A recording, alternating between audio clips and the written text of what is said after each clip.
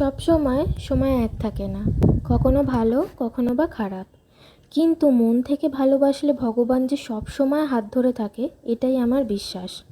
আমাদেরও সময় খারাপ বিপদ যাচ্ছে, কিন্তু মা যেন খারাপ থেকে হাত ধরে টেনে বাঁচিয়ে নিচ্ছে। আগের দিন তাই একটা বাবার মন্দিরে গিয়েছিলাম। ওখানে মাও ছিল রাজরানীর বেশে।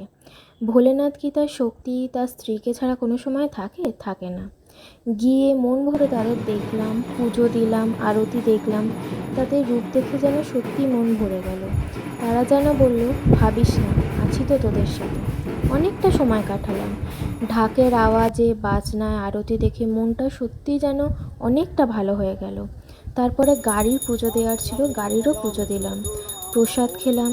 দর্শন করে পুজো দিয়ে মনটা যেন খুব ভালো হয়ে গেল, মনটা যেন শান্তি পেল।